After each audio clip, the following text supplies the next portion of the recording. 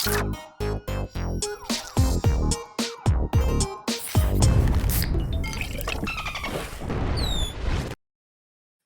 up, and welcome back to Kinda Funny's 21 Jump Street in review. That's right, we're ranking, reviewing, and recapping every movie in the 21 Jump Street franchise. Of course, I'm Tim Geddes, and I'm joined by the Nitro Rifle, Andy Cortez. Good morning, everybody. Great afternoon, great evening, good night. It's Christmas in February. Joey Noel. Andy took all of the options, so I don't know what ones. to say now.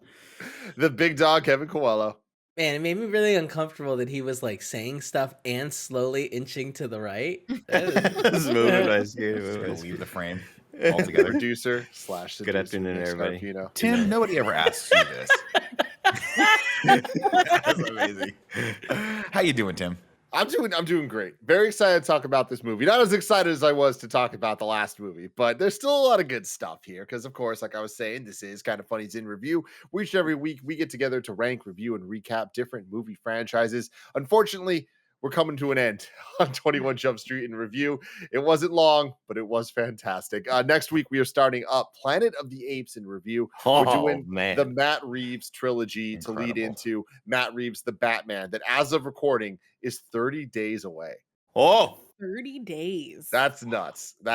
So very exciting stuff. So we are going to be watching, what are they, guys? It's Rise of the Planet of the Apes, Right. Dawn of the Planet of the Apes, War of the Planet of the Apes. Planet All of the three Apes. directed by Matt Reeves, and then the Batman directed by Matt Reeves is coming up there. But of course, that will be part of Batman. Revenge of the Planet of the Apes. We're going to be doing some jumping around everywhere, but I'm excited. I have never seen any of those movies, so we're sure to be in for That's gonna be real. fun. That's going to be a visual Sonic experience for you, Tim. I'm stoked for you, man. I'm real stoked on that. But like I was saying, you can get the show youtube.com/kindafunny or roosterteeth.com. You can also get it as a podcast by searching your favorite podcast service for Kinda Funny in review, and you'll be able to get all of these and all the other franchises we've done. If there's a movie franchise you love, chances are we've talked about some of its movies once, maybe twice, maybe 3 times. We've never done a movie 3 times yet, but I fucking guarantee we will at some point. Spider-Man's got to come back. We gotta do Spider-Man's coming 3 back. times. That was too much fun to do. Sleep. But if you have dollars you want to throw our way, you can go to patreon.com/kindafunny to get the show ad-free, watch live as we record it, and you could be a Patreon producer just like Gordon McGuire, Molecule, at James Davis Makes, and Pranksy have all done. Thank you so much. We appreciate you from the bottom of our hearts. Today we're brought to you by DoorDash, but I'll get to that later because I want to get right into it. 22 Jump Street. With a runtime of 1 hour and 52 minutes, it was released on June 13th, 2014, 2 years after the first movie. Once again, directed by Phil Lord and Christopher Miller. Written, though, by a different team for the most part. So Jonah Hill wrote the story for this one, but not the screenplay. The screenplay was done by the other dude that also worked on the first movie, in addition to a couple other people. And another key thing is not only did it lose Jonah Hill as a screenplay writer, it also lost Philip Lord and Christopher Miller doing revisions to the script that they did heavily for the first movie because they were too busy working on the Lego movie, so they couldn't work on this as well. But they did write the credit sequence for this movie. You can tell that. Yeah. So good. That's one of the standout moments in this whole movie. Yeah, the way you know if you watch this movie or not a decade later is, do you remember the credit sequence? Because that is the one standout scene where it's like, it's unforgettable. You either saw it or you didn't watch this movie, you know? It's funny because you guys teased it last week, and I did see this in theaters, and I thought it was, it's ultimately, we'll get into the pros and cons of it, but that I totally forgot about the end credit sequence. The sequences that I looked forward to largely was anytime Jillian Bell was on screen, and that sequence where they're fighting. It's a gold one. It's a gold one. It's gold. That is the one that I know you're right. You're definitely right, but I just couldn't get past that part in my brain. I was like, that is the part I'm looking forward to most when we watch this movie.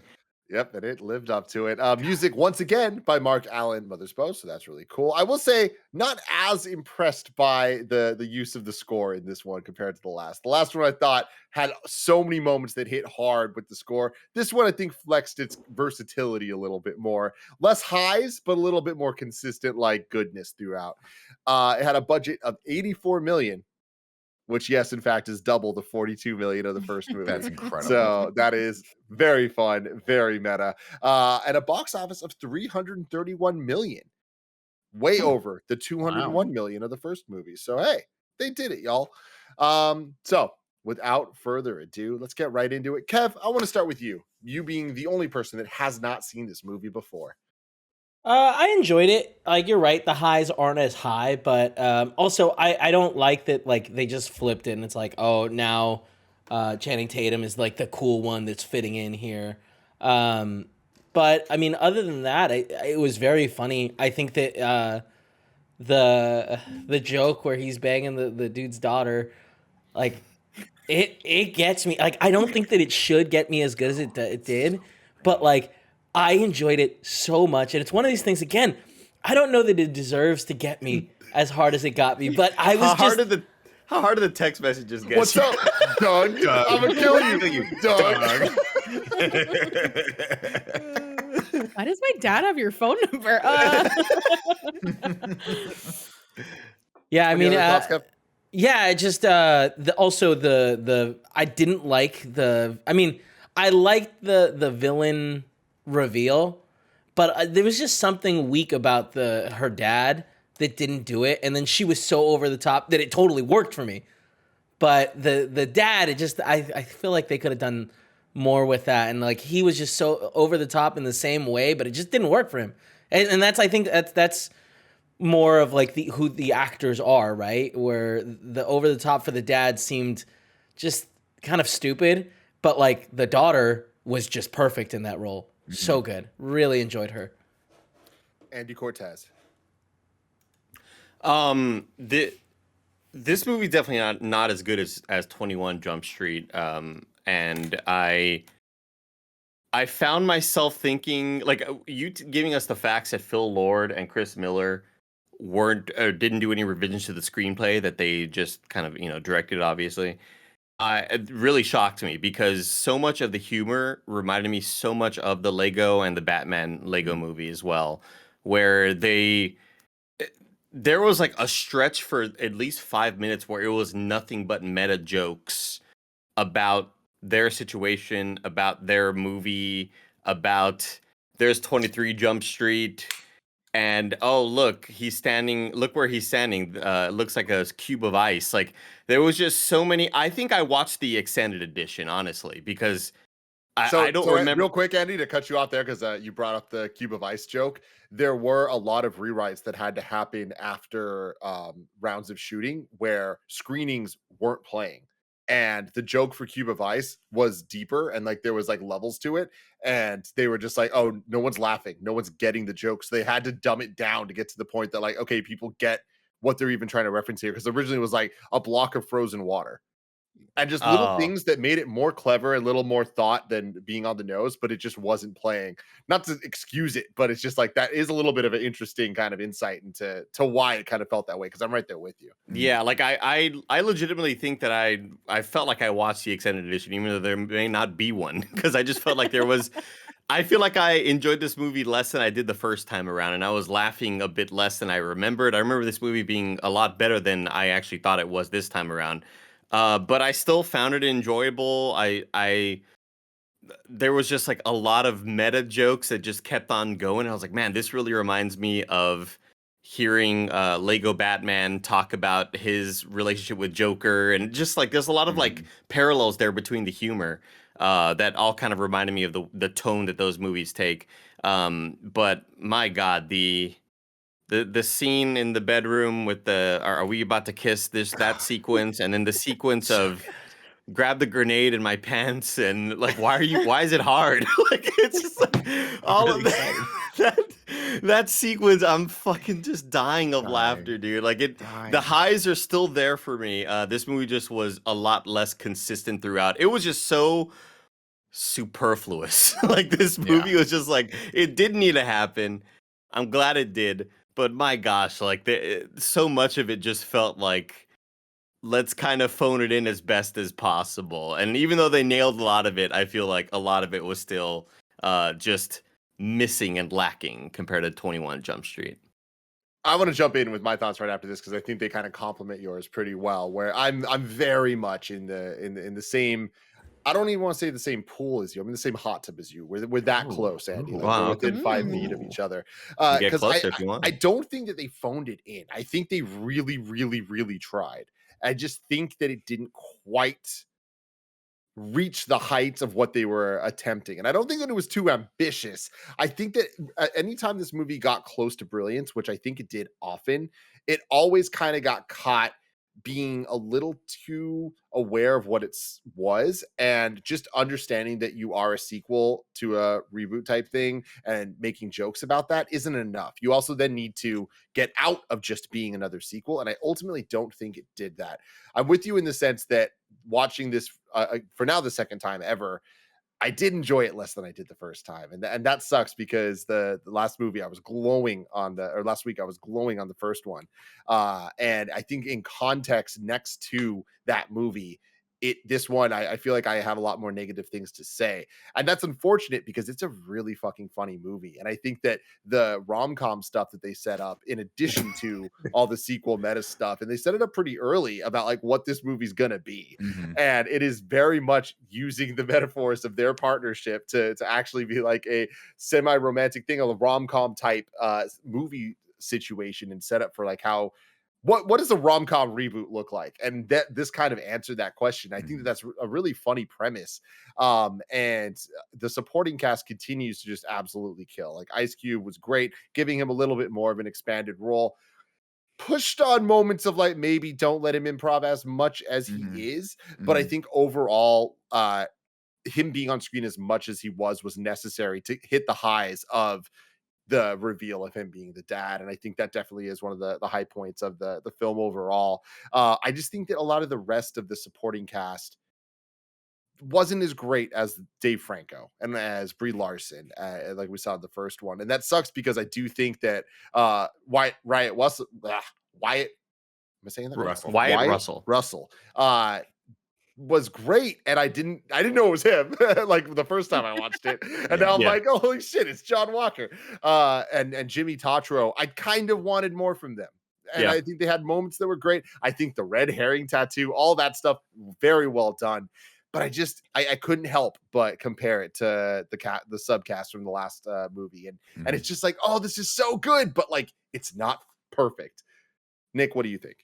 Yeah, I mean, I'm right there with you guys. Like, I think this movie's missing a level of polish that the first one had that unfortunately this didn't, and it could have used maybe one more rewrite of the draft and or rewrite of the script, and then just a couple more takes of some of the improv there. I think it suffers from like I'm torn because I don't know necessarily if it suffers from the fact that at this point Jonah Hill and Channing Tatum became like they were pretty big stars because they were pretty big when the first one happened too. But you definitely get a sense that they're sort of like they're phoning it in maybe 10% of the time, which is just enough to kind of take this down a notch, unfortunately. But I do like all the meta commentary. I'll agree with you guys that it's a little too much at times, and they lean so far into it that you're like, all right, enough is enough.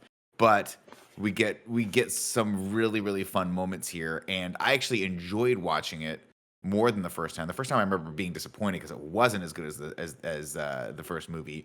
But coming at it, seeing sort of Wyatt Russell and Jimmy Tatro be bigger stars, and like I know who they are now, it's fun to rewatch that movie. Like, oh shit, these guys like, okay, that's the guy that may or may not have done the dicks, and this is the guy that is the anti Captain America. Like, it's pretty cool to see those guys kind of in some of their starting roles.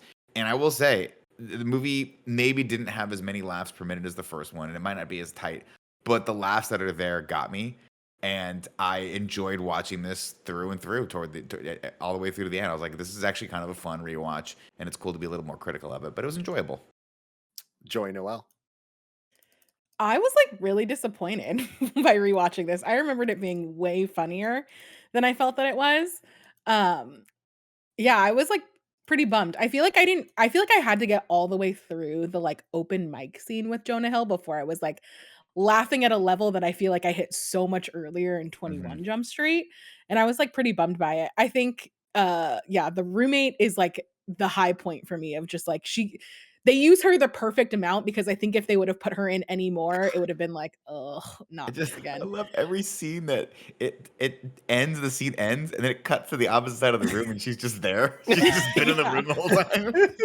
The So funny. hardest I laughed at or like up until the end, which I think is really like funny, is when she meets them after he stays over in the room. She's Yeah. just roasting him. Yeah. And I was like, oh, God. that was the first time where I got to the movie where I was like, okay, this feels like 21 Jump Street. Yeah. But I was pretty bummed, and I couldn't tell if that was because I had just spent like 2 hours laughing at Jackass, that like in comparison it was like Maybe. very not funny.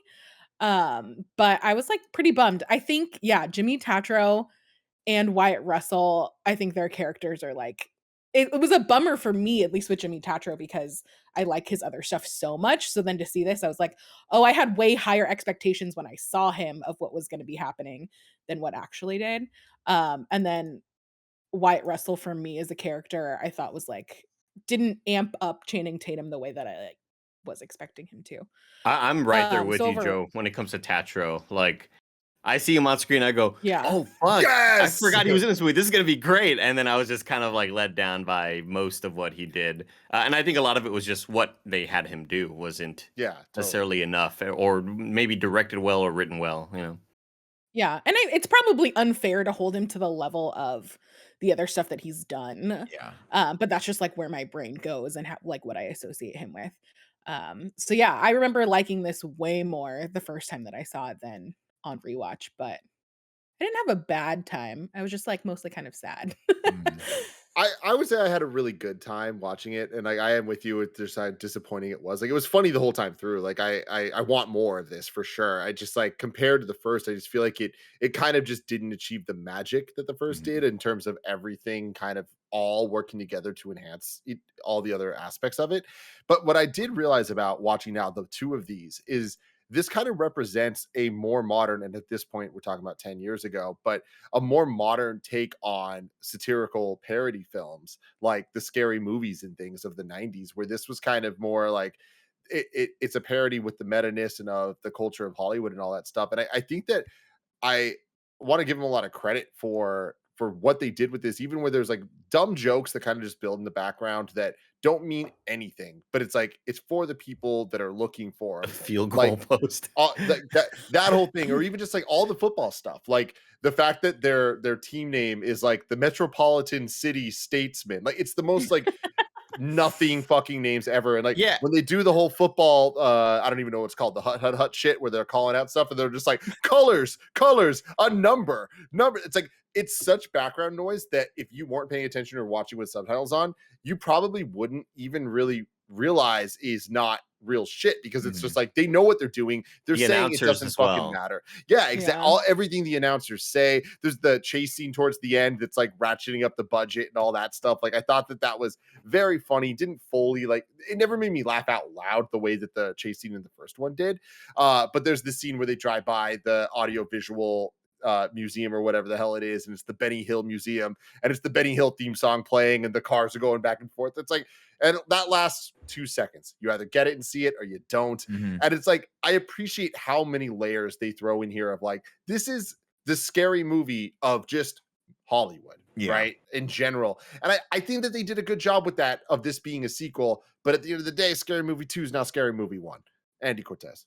And all those jokes that you just mentioned with state, color, number, state, color, like all of those things are just exactly the type of dialogue that I would expect to hear from the Lego movie and the Lego Batman movie. Yeah. And they were like, they're so spot on. And it's like, here's the script that we're writing. We'll tell it to you right now. And then the football announcers are talking about whatever the hell, just being really breaking the fourth wall with what they're doing on screen.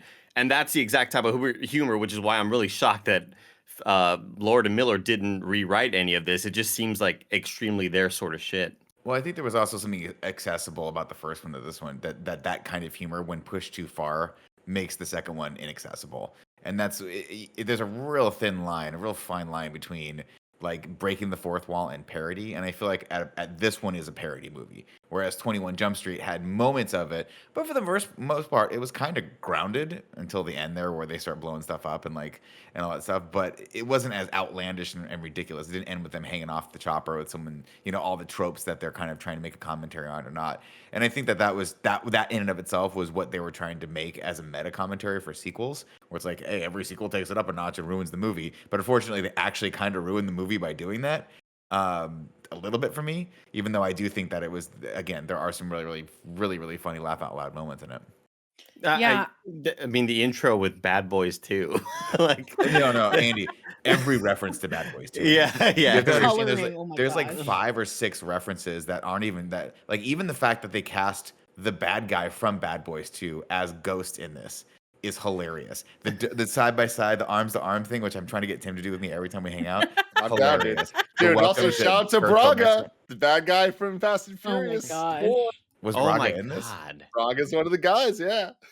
Oh my god, that's incredible. That's funny. I didn't realize that. Yeah, there's so many references to Bad Boys 2 in this that I'm like, how can I not like this movie? Come on, get out of your seats. Joey, Yeah. you about to say something? Going back to like the meta commentary thing, and maybe this is just me, I'm not watching 21 and 22 Jump Street because of like the meta commentary the way that I would watch even Scream, because I've never seen Scary Movie, of like, kind of what they're going for. So I think it's interesting that they doubled down on that aspect of the movie versus like the buddy cop aspect, which is like what I feel like draws most people in.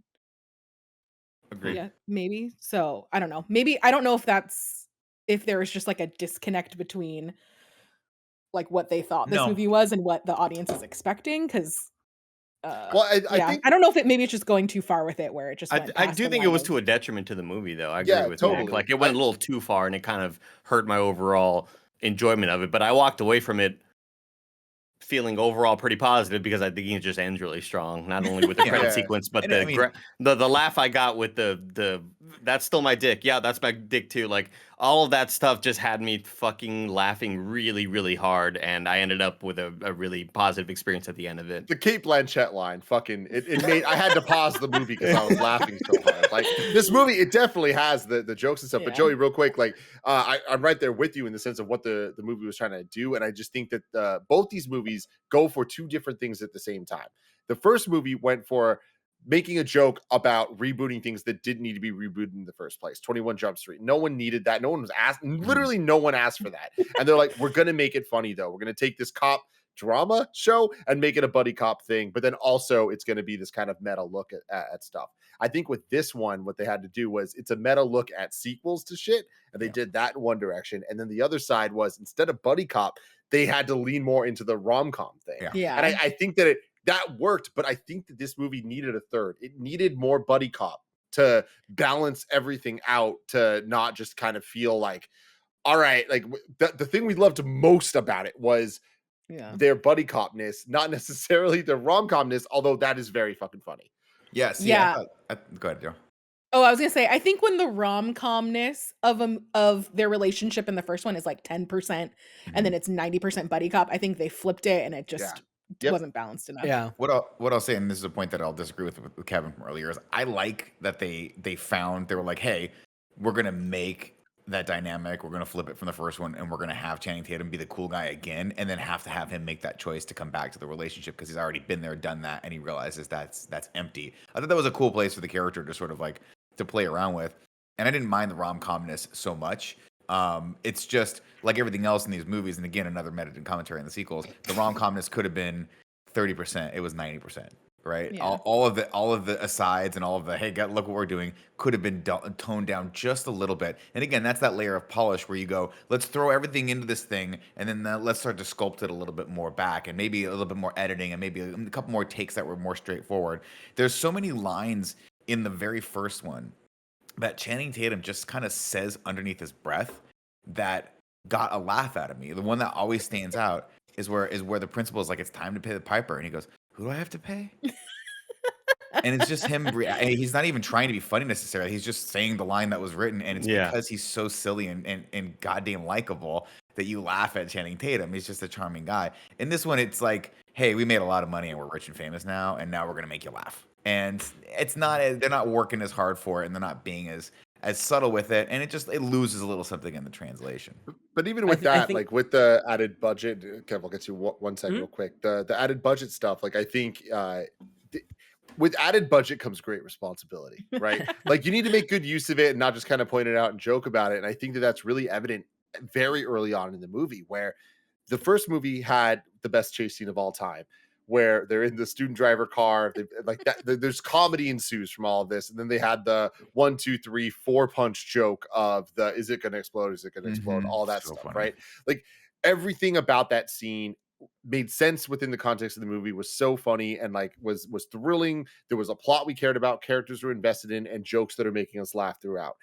This movie opens and there are funny things happening every once in a while, like the animals, the exotic things, him doing the "my name's Jeff." Like there's a lot to laugh at for sure. But then when they ratchet it up to like, okay, but what's the joke here? Like what's the action joke? And they get into the chase scene and they're on top of the trucks and all that stuff. Some funny things were happening, but the student driver bit of this was them being attached by a string, right? That they're not string, but like the whatever the hell that was, net, whatever it the was, net yeah. thing. That premise is so fucking funny and should have resulted in us laughing out loud. But instead, it results in a Jonah Hill being like, "Oh no," and then getting hit in the head, and it kind of turns into a fucking It's like a Looney Cartoon. Tunes Looney episode. Tunes thing. Yeah. And I'm just like, man, I wanted you to be better than that. That should have been draft 1 of what that joke was. I right? laughed Like, Didn't so go hard at back it, and though. forth on it, Really? so. Oh, that I laughed so hard at it because of how it was animated. Like they looked so stupid swinging around, and I'm right with you, Tim. Everything you're saying is right, and I still laughed because it just looks so stupid. And, like the thought of them just swinging around, it was just animated in such a goofy ass way. I just wanted to laugh harder. I wanted Yeah. to laugh to the point where I'm like, this is brilliant. And instead it was like, oh, I saw that you were on the way to brilliance. You know? Yeah. And Yeah. then that Go scene for too it. is like, gotcha. Okay. Oh, I was just gonna say, I think my big issue is that it very much treads on waters that we're already familiar with, and I kind of wish instead of them exploring the reverse issue of like, oh, he's gonna go be with that group of friends. I wish they had done something with their relationship that was different. But I guess that's a tricky situation to be put in where, like, what do you do? Like they've already been they've already become friends in the last movie. Right. It just sucks that, like, once again they get in a position where, like, oh, he's going this way, the other one's going that way. But so we've already seen that. I wish they had done something different, because their dynamic is the core of the movie, right? Like that's what makes it so enjoyable. I'm right there with you, Kevin. And just like with the Tim thing, I still laughed a lot though when he just keeps getting ignored at the parties. Like he just keeps trying to butt in and nobody pays attention to him. And like it's little things like that. It's like Nick mentioned, like there weren't a whole lot of quiet lines, and while I agree with that, once again I still got a really good chuckle out of when they are in the spring break party and he's like, well, people are fucking eating here. Like there are so many moments of brilliance that it's close to being an incredible movie, and it falls short just barely, and that bums me out, because I think that they had something great here and they could have done kind of the impossible and made a really incredible sequel to a really great first movie, and that we're so used to the sequel always falling off, and they could have done it, and it just they were short a little bit. We all know that the only good sequel out there is Major League 2, Nick. We all know that. Tim, you gonna do it? Oh, I'm just gonna segue real quick. I thought you might have some. I'm a little thrown off here because right there I thought that Andy was gonna bring up Lord of the Rings and he didn't. So I was ready to hear what Lord of the Rings name you were gonna drop, and then I was gonna cut to ads. But then you threw me off with Major League 2. But real I was quick, not Ed, expecting that either. let me tell you about our sponsors. This episode is brought to you by DoorDash. If you've been listening to any kind of funny podcast, you know that we absolutely love using DoorDash. It's so great. It's so simple to just be able to order whatever food we want and then have it delivered right to our house, along with the restaurants you love. You can now get groceries and other essential items delivered with DoorDash. You can get some drinks, snacks, and other household items in under an hour. With over 300,000 partners, you can support your neighborhood go-tos. We're always talking about Volcano Curry in San Francisco, of course. Ordering is easy, and your items will be left outside your door when you choose contactless delivery drop-off, whether it is the local favorites or the nationwide chains like things like Popeyes, Cheesecake Factory, all of that. For a limited time, y'all can get 25% off and 0 delivery fees on your first order of $15 or more when you download the DoorDash app and enter code KindaFunny. That's 25% off up to a $10 value and 0 delivery fees on your first order when you download the DoorDash app in the App Store and enter code KindaFunny. Don't forget, that's code KindaFunny for 25% off your first order with DoorDash. Subject to change, terms apply. And, okay, yeah, wow, Major League 2, Nick, what do you have to say? I mean, Andy's not wrong, but I would also there's a lot of other sequels out there, but Major League 2 again suffers from the same problem as the sequels, right? They get a little too big for their britches there, and they like some of the silliness of where they have to push the characters, because the problem is to use the Major League analogy, it's almost a perfect movie. MLA. And all of the character arcs and all of where the characters start and the end, like everyone has their own little arc, and everyone it resolves so nicely. Where do you take those characters in the sequel? And that's always the bane of the problem with the sequel, is like, what can you do that we didn't knock out of the park in the first one? And I'm not saying 21 Jump Street's a perfect comedy. It's not perfect by any stretch of imagination, but it's damn near close. There's a lot of lines in that. Andy brought up that line of where he's like, you guys, people are eating in here. That was the closest joke I think in this movie that we could get to a 21 Jump Street joke, right? And I always talk about my favorite line from that movie is when he's like, I got a pound of cocaine. He's like, we're trying to show these kids a good time, not fuck up their lives. That is such a great. It's not even a joke. It's just a statement that's true, but it's so funny in context. And when the two old guys walked in, who are clearly either never got to engage in spring break or over spring break, and you see how packed that is and how hot it is. My first thought is, oh, someone's eating in there, and then he says, "You guys want to eat in here?" It's so funny. It needed a little bit more of that, and a little more subtlety goes a long way for these things. But are you ready for the plot, Tim? Let's plot it up, man. I don't have a song. Just go for it. Just go for it, dude. There aren't really a whole lot of songs in this movie that like have that iconic sort of vibe, you know. Andy, which is weird because it was an iconic like time period that I feel like they could have pulled a lot of. There's a lot of Wiz like, Khalifa songs. Exactly. Previously on 21 Jump Street. Oh, good job, Nick. Good job, Nick. Good job. The recap of Nick the nailed first it. movie. It's Nick so. nailed it. What a great. By the way, there's like one scene in this recap that they put in there that wasn't in the other movie with the lobsters. good. They joke So about it in good. this one. They fucking get it, man. I was like, wait, I don't remember that lobster scene being the first one. And then they get back to this, and he's like, oh, he's gonna bite your face. And Wyatt Russell just grabs it and throws it. And he's like, wait, can we just go work out? It reminds me of me. At one point, we were concepting doing a best of KFAF 2019 episode. And it was all just going to be clips of stuff that never appeared in any show. That's such a. You should have done that. I understand why we didn't, because it would have been too hard. But it's one of those things. If we were better, we would have at the end of every KFAF recorded a little skit with the set there. We would have been at the zoo. We would have been at this and that. If we would have been like, what the fuck? We never saw any of this. It's not too late. I still think we can do that. And we can still do whatever we want. Then we catch up with Janko and Schmidt. We get they're looking at internet videos. Apparently their job now is to scan an internet channel for mischievous activities, and the guy very, very clearly says the drop will happen at Metroport tonight or whatever. And then they break out 2 gold 1911 handguns together, and they go back to back like bad boys. And I'm like, I don't care what happens for the rest of this movie. The color grading, all of it on the roof, the sweeping shots. It's so orange. But it even just started like we ended the last movie with Ice Cube being like, you're going to college. We start this movie with the previously on, you're going to college. And then immediately, man, I didn't know we were going to online college. Like online that college. is very fucking funny. Yeah. But then them ending up going to college, like everything about that I thought was really good.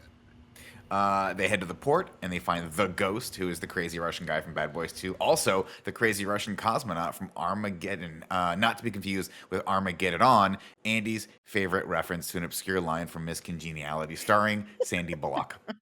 I don't know if I've ever Sandy. seen that movie. Oh, it's so good. It's really good, Andy. You should watch it. great movie. Schmidt dresses up in, well, I'll just say a slightly racist gangbanger costume and pretends to be Mexican, and Channing Tatum Yeah. can't do the accent. Hi, my name is Jeff. And Like, it's My name's if this movie, like last movie, there was some problematic things. I don't know why this movie decided to like be like, you know what, let's double down on the problematic shit. Like, I feel like there's a lot more shit in this movie that made me go, Yeah. I There's a don't lot want of to stuff talk in here. about this. quite a few references to like what's fun in college that I don't think is necessarily acceptable anymore, but we'll get to those all in due time. But I love the comedic sort of bit of I'm really bad at improv. Don't make me do improv. And then asking him to recall a really descriptive story with lots of detail. Like, it's just the idea of that situation being a thing and imagining Channing Tatum as a character who is bad at it. It's just that's the stuff I love. I really enjoy that part of it. I was reading an interview with Channing Tatum about this whole movie and stuff, and that scene was written because Channing Tatum hated doing improv in the first movie at all, and they kept putting him in situations. He's like, I can't do this, guys. Like, this is So not what to do. funny. And they were all like, yes, you can. You do it all the time, You're and it's the great. funniest shit. You're And so that's what, funny. like, he's like, they're like, guess what? When we watch the movies, is it always the lines that you improv that make it in? Like, you're good at this. He's like, no, don't put that pressure on me. So like, That's awesome. there's hella like a funny. fun Yeah, thing. it's hilarious. One of my favorite moments in cinematic history are between him and Leonardo DiCaprio, The Wolf of Wall Street, and you can tell some of it was improv, and it's just so perfect. They have a reference to a guy that looks like Wolverine. They call him the Mexican Wolverine. What a which head is of just hair on that dude. Yeah. Holy great head of hair shit. this Full. guy's got. Strong Um, density, incredible hairline. That's the we gotta come. Well, we'll do a show within a show, podcast within a podcast about hairlines pretty not. soon. Yeah, that's really good one right there. That's perfect. We should absolutely. Do you want to start it off right now, Andy? What's it called? Whew. Man. Great. How about this? Straight or sideways hairlines. That was bad. No, All right, that's okay. That wasn't it. That wasn't it. That wasn't it. We'll spitball there. Sideways. I will say, the one thing I don't love about this joke or the Wolverine joke is they clearly styled this guy's hair to look like Wolverine, and this is the first of like really on the nose jokes that we start getting. Where I'm like, your first thought is, oh, why is this guy dressing like why does he style his hair to look like Wolverine? And then they say the joke, and you're like, oh, it's for the joke. I get that. Whatever. I am shocked, Nick.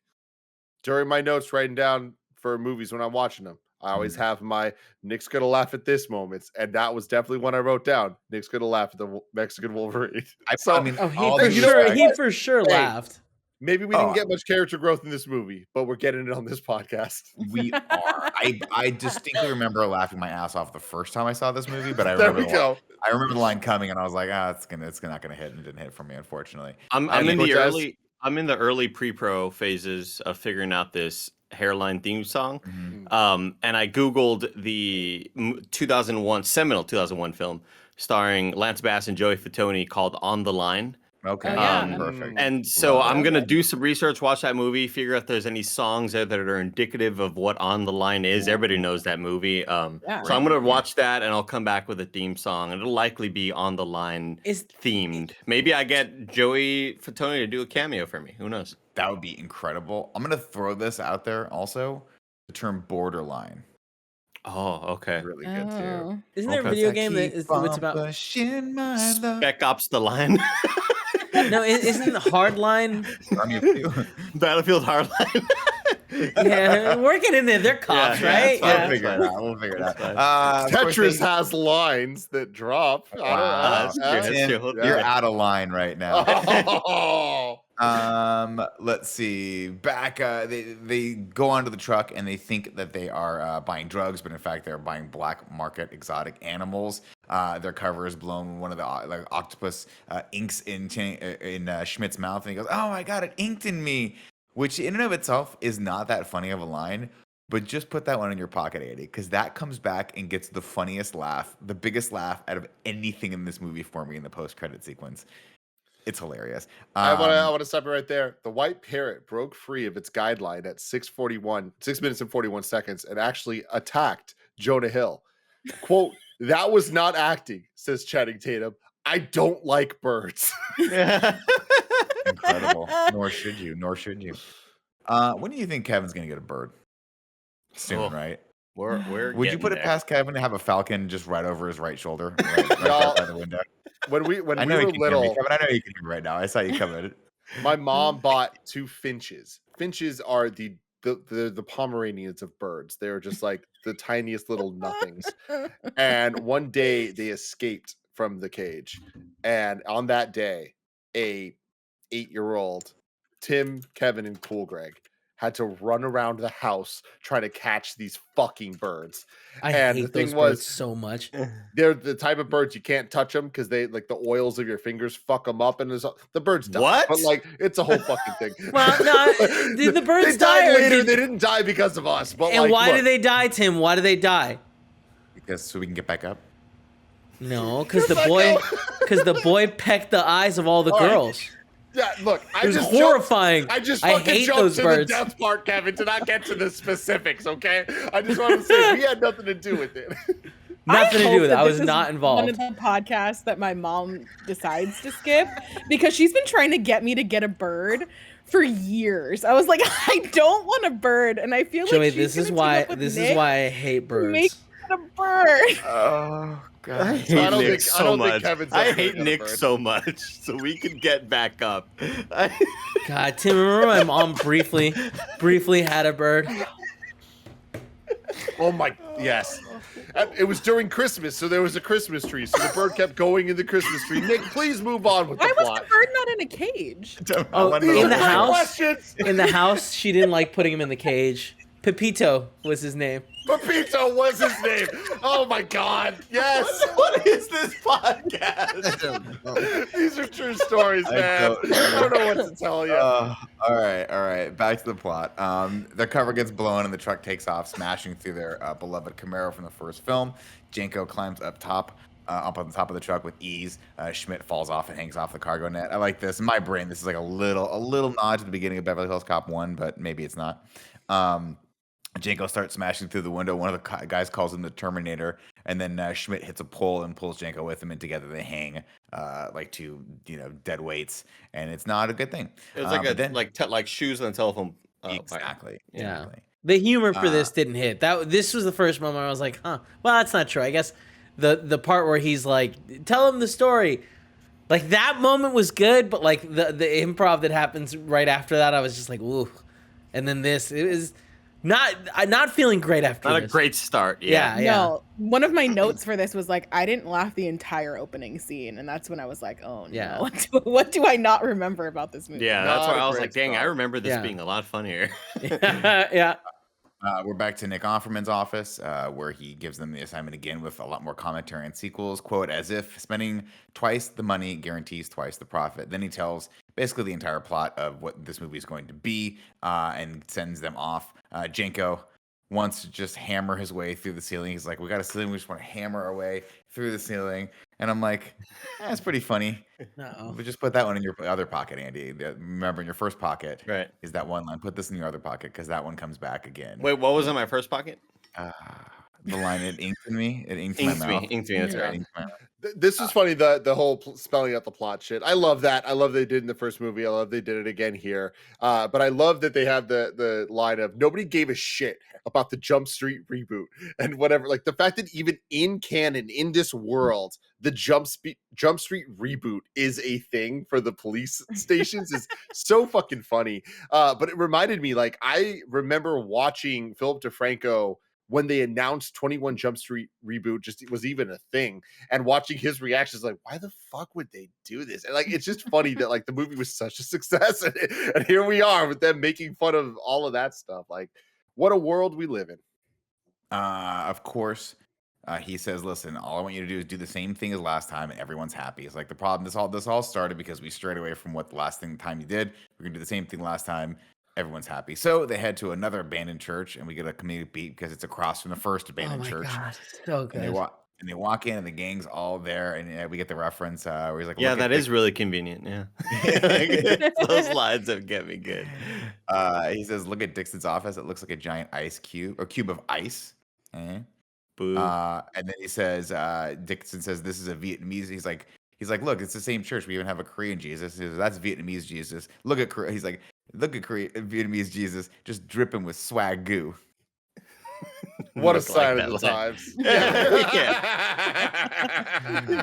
times. Also, the nerds from the first movie are back. They are interns now, and then they do the thing where they force choke Janko. Each other, and yeah. Schmidt's like, "I don't like this. Don't do this." Dixon gives them the same shit as before, same identity, same assignments. Someone's cooking up a new job called Wi-Fi, which is spelled differently. We get more commentary. Work hard, yes. Party hard, yes. Yeah. Oh. We get a callback. Does Andy to look the super original- slow to you? Anyone else? No, he looks good on my end. Mm-mm.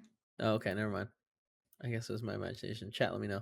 It's my imagination.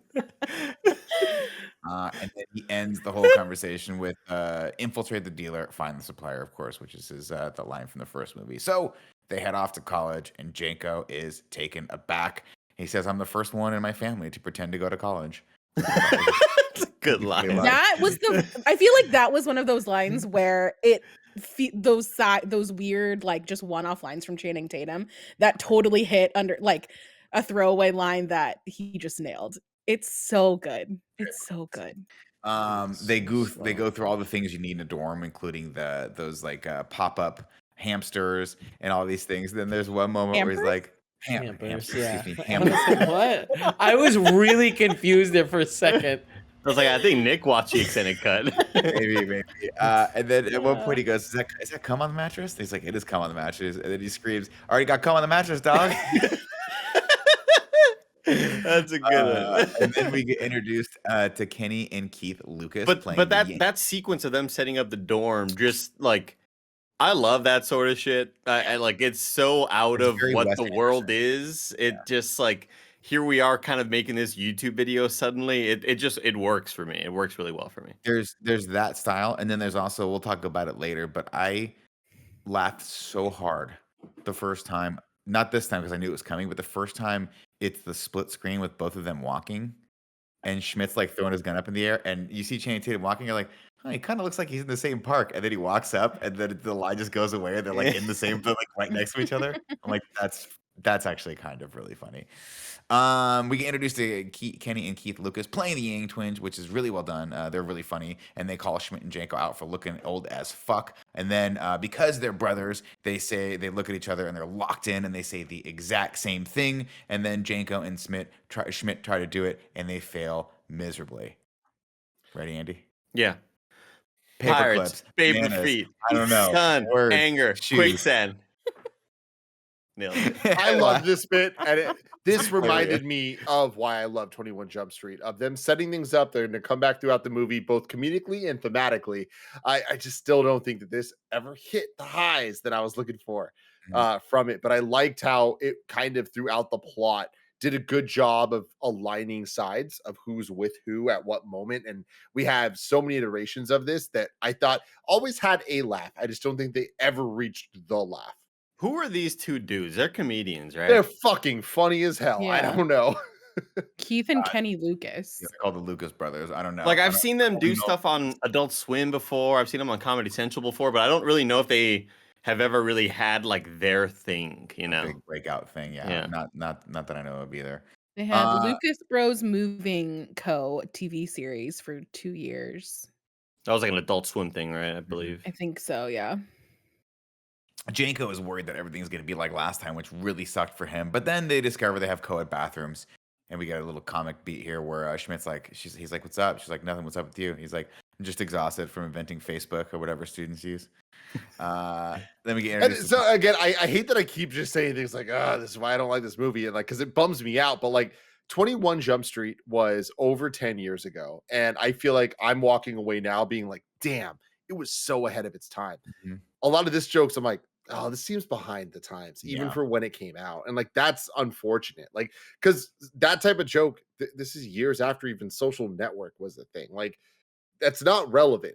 And I know it's just as relevant today, but like the jokes have been made a million times. Yeah. And I would say better, but sorry, continue. We get introduced to Dr. Murphy, who does an incredible Tracy Morgan impression, and Schmidt gets immediately called out for being a narc. He's like, hey man, where I get some of that Wi-Fi? He goes, yeah, you can go down to your local precinct and ask your lieutenant, you fucking narc. Like he just immediately gets called out, which is hilarious. And I love that pretty much everyone knows they're cops. Even Jillian Bell at the end, she's like, yeah, we know you're fucking cops. You're 40 years old. A funny thing about the age that obviously Jillian Bell kind of fucking runs into the ground in the best way. But she keeps joking about he looks 30. She is 30 at the time of recording this. And he is only 4 years older than her in real life. It's Oh my interesting God. because like I feel like anyone can go to college. Like you don't have to like high school, you are a Dorms, set though. age. Dorms But- are the difference. But I mean, can like someone not start going to college at 30 and go live in the dorms? I don't think so.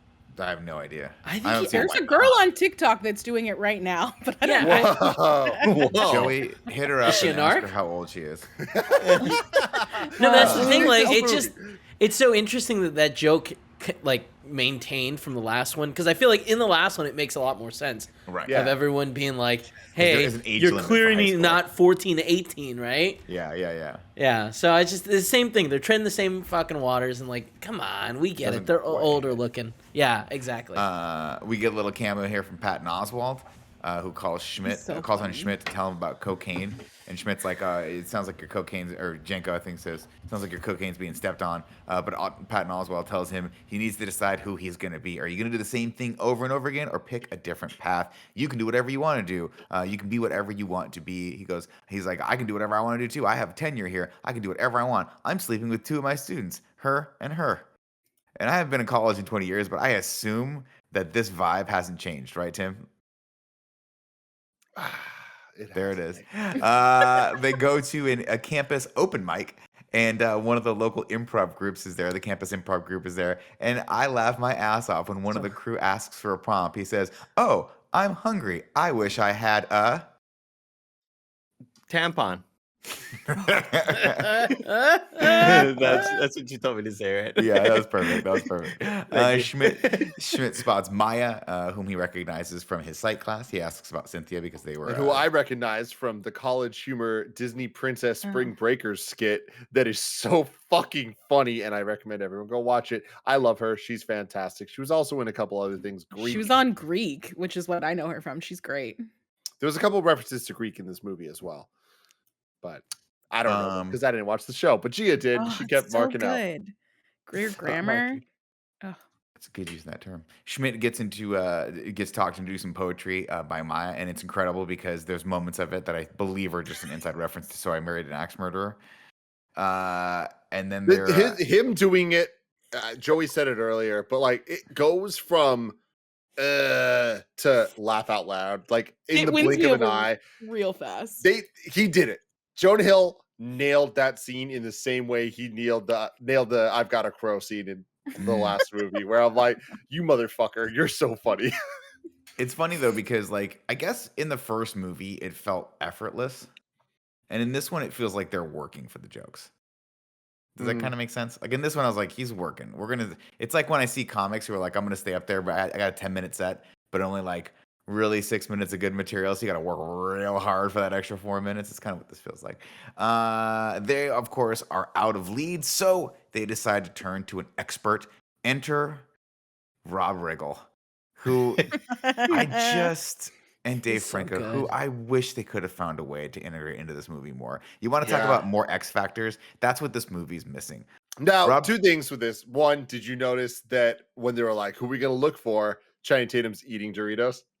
No, that's hilarious. Little That's awesome, foreshadowing. And two, when I talk about the things that made me go, I don't want to talk about this. Rob Riggle in this movie didn't work for me. I love him. The stuff, I just was like, this, even from the time this movie was made, probably shouldn't have been made. Probably shouldn't have went as far as they did. It just kind of like, they go hard, but I don't think it was worth the joke. The That's Dave opinion. Franco stuff was a little bit much. Yeah.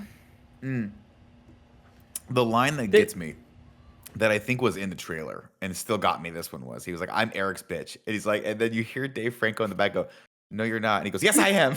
That part got me. For Just me, the it's role reversal of that is funny, but everything else was a little bit very inappropriate. the moment where he's like, I was gonna go to Berkeley. It's just like God, the way so he good. delivers that line is very good. It's very good.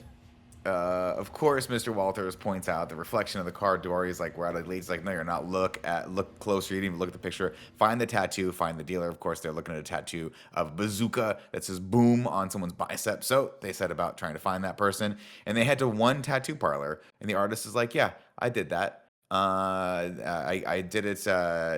It's for someone, and so that points them back to Jimmy Tatro and Wyatt Russell, who Janko starts to kind of bro down with. I think I may have missed when they got introduced. Oh yeah, they got introduced in the class sequence where they were kind of making fun of him. But we come back to them because one of those guys has this tattoo, quote unquote. Janko crushes the walk-on tryouts, and Jimmy Tatro with him while the voice of Archer watches. I don't know if you guys caught that or not, but the coach is Archer, which is great. Always love seeing that guy in live action stuff. He's so Zook, good. who is Wyatt Bob's Russell's character, Burgers. invites. I just want to say, I feel like what's the other guy's name? Jimmy Tatro? Is that Tatro, I think. How do you say his last name, Tim? Tim's always said Tatro. I always said Tatro, I- but I don't know. Okay. I do Let's feel go like Tatro. I wish he was better utilized because I like that actor. I think he can be really comedic, and I feel like the small parts that he have in here it's kind of unfortunate. It is a missed opportunity because the red herring was that you expect, because they're following it so closely, that Zook and Tatro are going to be the bad guys, right? But it would have been more fun if they could have teamed up with everyone toward the end. Instead, they just like watch from the beach, whatever. Yeah. Zook invites Janko to rush his frat, and Schmidt gets to tag along. We get another hilarious beat when they go to the frat house, where Jimmy Tatro introduces himself again to Schmidt, and he's like, "We just met. We met earlier today." He's like, "Oh man," he's like, "You must have just a really forgettable face."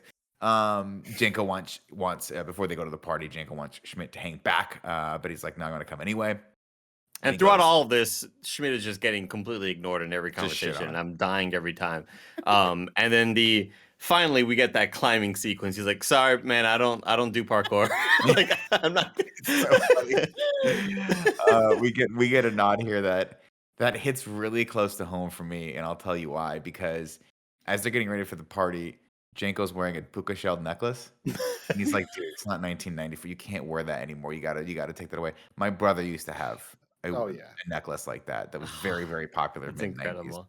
And they go to the party, and Zook's wearing the same. He's like, "Same puka shell necklace," and then under his breath, Jonah Hill goes, "Why don't you guys tie your dicks together and get married?" They gotta laugh Super at it. jealous. It's so fucking salty. Janko and Zook head to the room by literally parkouring this week. At the line, he's like, "I'm gonna go home. I don't know parkour." It's such a funny line, man. And that's like such an underrated line of comedy. Yeah. I don't know parkour.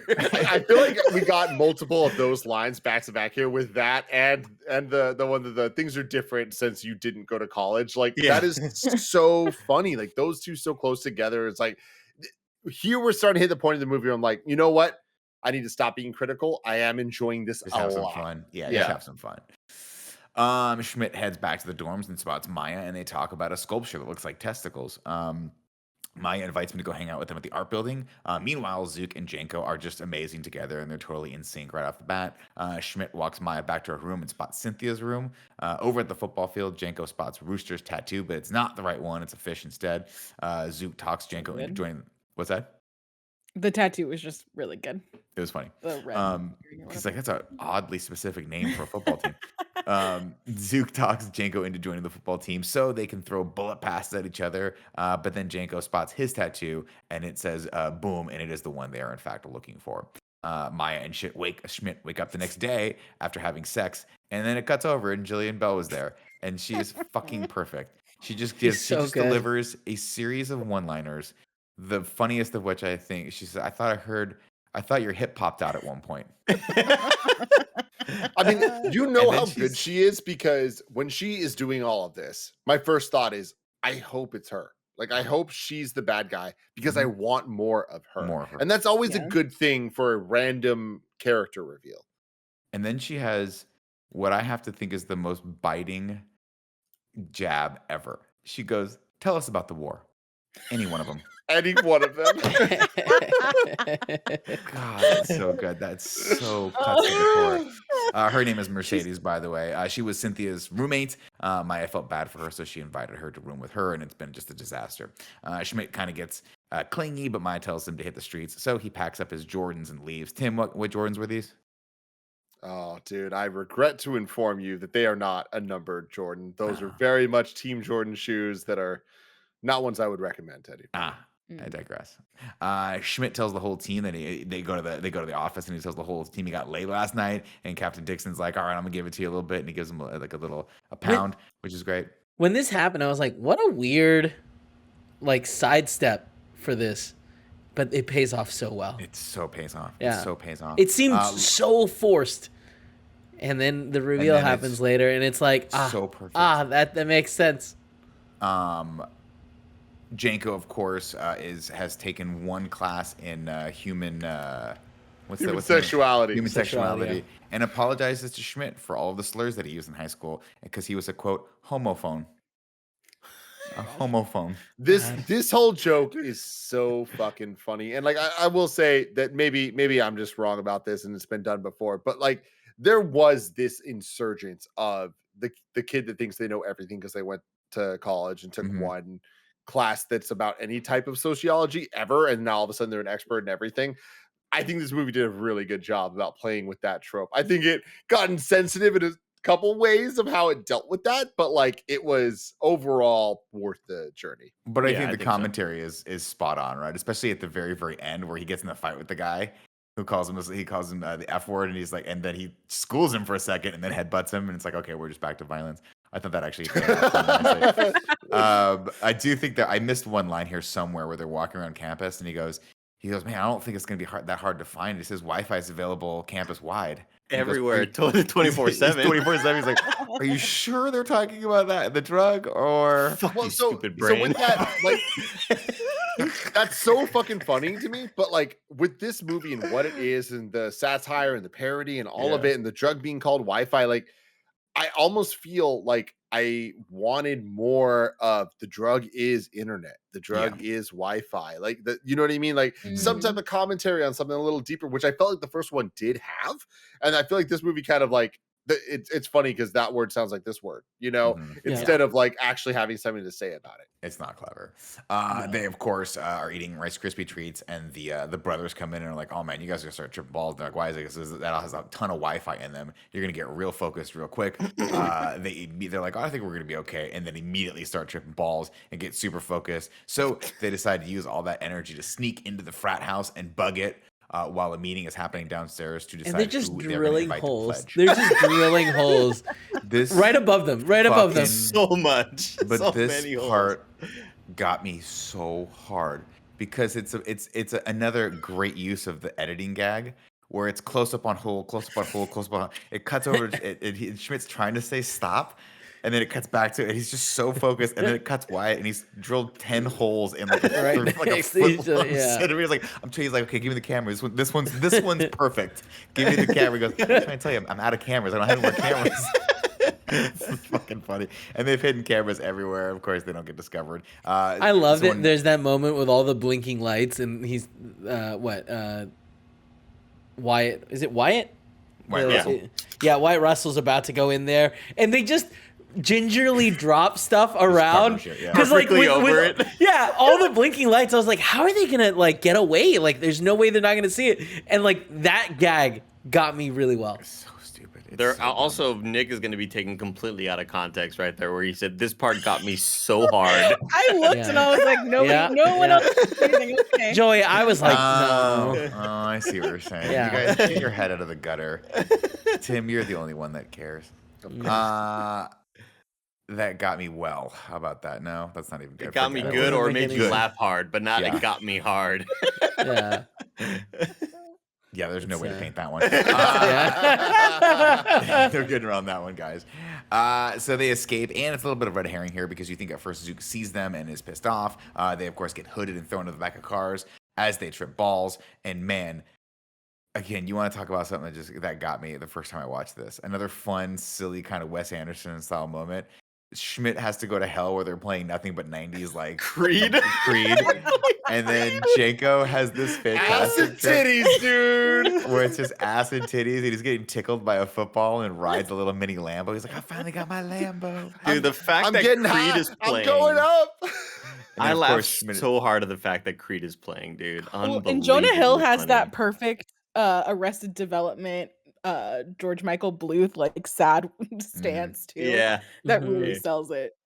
We do get a point of theme here where Janko starts to ascend to the heavens, but Schmidt is literally weighing him down. Then they get pulled out of the car and back to reality where Zook and Rooster pull guns on them, but it's a twist. Those are squirt guns. There's vodka in there. They've been invited to pledge Zeta. We get a montage where they have to drink a bunch, which seems very dangerous. The night ends when Schmidt, when they bring out two pigs, and he's like, "No, I can't do this." But hold on, like this whole scene from the drug trip and the split screen and all that, like at the end of the day, I think it wasn't worth it. The minutes used for comedy, like I think that there was a couple funny things, like the Creed was funny and like him getting too high was funny, but I think overall, like we've seen that bit before, and I don't think this was the best time we've seen it. Whereas 21 Jump Street, them getting high is fucking hilarious. Like So funny. them figuring Yeah. each other's mouths, all that stuff. Like it was so fucking good. And with this to Put your end, tongue back in there. I don't like that. yeah, exactly. For this to end with a party scene was funny, but not ever laugh out loud funny until Jonah Hill fucking straight up Luigi right B's this thing. And just fucking head first through the beers. It was like so unexpected because like you're looking at it, you're like, what's he gonna do? And you know he's gonna fucking run through it or whatever. But the way he went about it, I was like, all of this was worth it. And all of this was now very funny. It's just so sad how he goes through it. Because you think, Who's the oh, he's gonna- character in The Simpsons? Nelson. It's Nelson, Nelson. jumping through the window in The Simpsons. It's Cartman jumping through the window in the episode of South Park that's mimicking 24, the show 24. Like it's great physical comedy, man. It's hilarious. Look. Back to it. He says maybe we should just investigate, I don't know, different people. Maybe we should just branch out and sow our cop oats. And this is the first hint that we get. This is going to So be dumb. way more about the romantic, or not romantic comedy. Well, it's a more romantic comedy style vibe, but it's about the couple. Schmidt doesn't like the idea of doing it separately, but Janko just kind of wants it to be an open investigation. It's an open investigation. Like this is so funny. And like I've been talking a lot of shit about this, like, or being more negative, but this is funny. This is a very good movie. It's just not a fantastic movie. Like the open investigation and the way they back up that comedically and plot wise is deserved, earned, and funny as hell. Like this is great. I loved this whole back and forth between the two because I believe in it. I agree. Schmidt, of course, doesn't like the idea of them doing it separately, but Janko just kind of wants to be open. Janko, we get a montage here where Janko's at his first football game with Zook, and he crushes it while Janko looks on. I think I did miss a point here where he did admit that Janko has the tattoo. Schmidt calls Janko while he's working out, and Janko blows him off, even though he can see it on cameras. The two of them working out in this movie is just another moment where I think it's perfect, where they're like working out in sync and they're both making the same sounds. The next day, Schmidt's parents come to visit. We get a little cameo from the original parents there, which is great. It's still so ridiculous that their parents are coming to visit. Like it's so stupid, dude. Like it's the same level of like laugh for me that they're coming to visit as when Channing Tatum says, "I saw a college application thing on your desk the other day." Like it's so You're in too deep, ridiculous, man. I found a college man. application on your desk the other day. I don't know how long this is gonna last. Oh man! Of course, the twist is paid off here, where Maya's parents come to visit, rather. And twist, it's Queen Latifah and Ice Cube. It's Captain Dixon, and he is So good. Not It's so happy funny. that Schmidt is there because he puts two and two together very quickly. We get a scene This here was that the reveal that I was waiting for in 21 Jump Street. I was like, isn't there a thing with his daughter? And then I got to the end, I was like, oh, maybe that's the wrong one. Mhm. Totally forgetting that Ashley, or I think that's her name, was in this one. Anyways. Captain Dixon goes ham on the buffet while Zook and Janko win again at beer pong over on the other side. Janko finds Wi-Fi in Zook's bag, so he straight up asks Zook about it, but Zook gets real and tells him he wants Janko to make a tape with him so they can go to a better college called UMC, University of Metro City. A lot of random fake names being thrown around. He says, you can just bust. And then he's like, listen, man, you and me, we're right here, but we can just bust through the ceiling. And Channing Tatum goes, yeah, man, just and they start doing it together. And Andy, take it out of your pocket because that one got a laugh at me. Yeah, that got a laugh out of me. There it is. There it is. Schmidt and Maya head back to the dorms, and Captain Dixon sends Schmidt a group of scathing texts. Got another laugh out of me. Tim brought it up for a second. What's up, Doug? I'm gonna kill you, Doug. With the emojis, the gun. This joke is perfect. Honestly, this is cinematic brilliance when it comes to comedy. They set it up well story-wise so that the actual reveal makes us go and then laugh immediately. And then the texts are just so fucking well written, so funny. But then the sound effects of the text coming in, you know, like it's just so good because like this is the first time I'm actually scared for our protagonist in any way. Because I'm like, Ice Cube's gonna fuck you up. Yeah, and you're so scared. You're so worried for them. Schmidt and Maya head back to the dorms to get to that. Anyway, Maya wants to have sex to diffuse the situation, but Doug just wants to talk. Meanwhile, Zook and Janko make an incredible video with star wipes and sync up just like the twins. They are in fact kindred souls. Maya leaves Schmidt in her room, and it's revealed that Mercedes again was there the whole time. She tells him that Cynthia went to a shrink a bunch, setting up the fact that she's probably going to set up Dr. Murphy. Janko and Schmidt head to Dr. Murphy's office to do some digging, but it ends up with them sitting down for a couples therapy session. Janko and Schmidt argue while Dr. Murphy teaches them about embedding, which is the tendency to cling to the first thing you see and hear, and a light bulb goes off in Schmidt's brain. He goes, oh my God, the first time we saw the photo of Cynthia, we thought Zook was the dealer, but what if Cynthia was the dealer and she was handing him the drugs? So they head to Captain Dixon's office. Hold on. This whole embedding bit was brilliant to me. Like this was the moment where I'm like, oh my God, this is so good. And like, I wish it was a little earlier because like I think they took half the movie to do the whole we're just doing the first one again and then starting doing something different.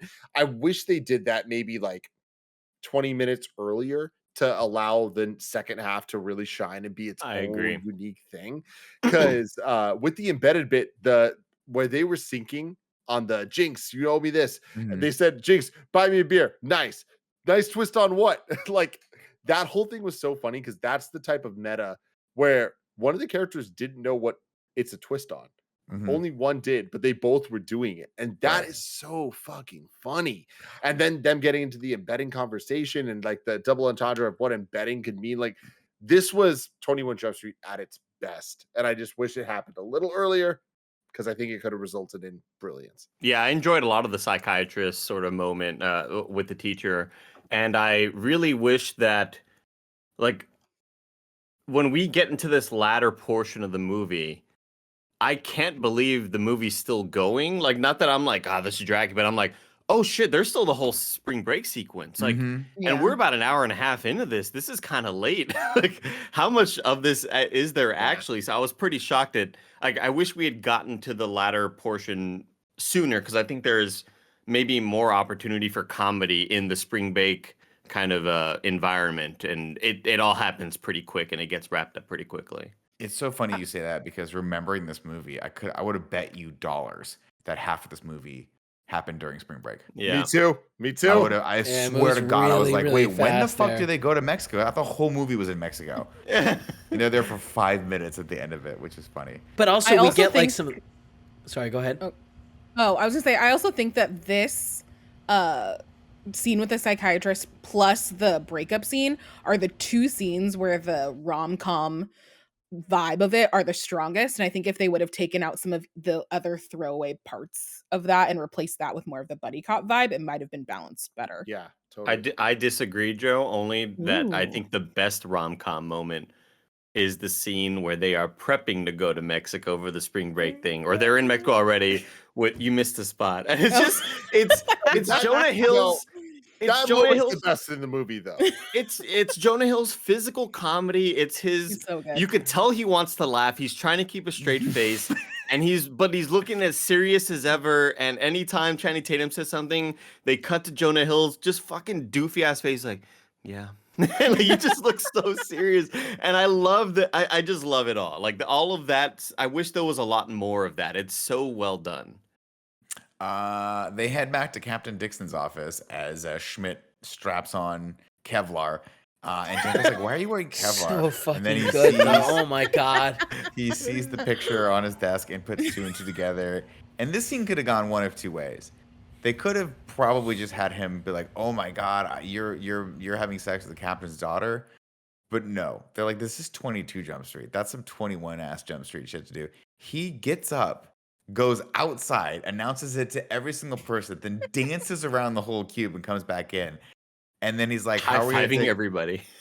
And then, oh god! And then he's like, he's like, we got to settle this situation." And there's just a quick cut. He's like, "You're gonna shoot me, Captain?" He goes, "No, I got something better." And there's just a quick cut of him tasing Schmidt in the dick. But even before that, him being like, "I'm gonna do this for every time he says that," and Channing Tatum runs around and says the thing 10 times. Yeah. And it's so fucking funny. I love this scene so much. I love that they were like, you know what?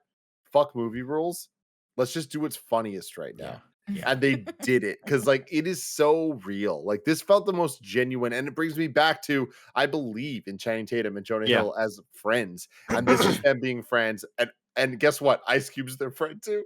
Okay. I thought Channing Tatum was great here. I just didn't love the typical punchline to this sort of comedy of, no, actually, it's not funny at all. Not funny at all. Like, I just feel like that's been done so many times, and that's kind of the default and what you expect, and it rarely ever is funny at this point for me anymore. I kind of wish that like they went way too hard with Channing Tatum in this moment. Like, it goes from a comedy to like a full-blown cartoon of him running around yelling it. I love the resolution of him getting tased in the nads, but I just think that like Channing Tatum loses me while he's running around. It just like, I don't think that character would have done that.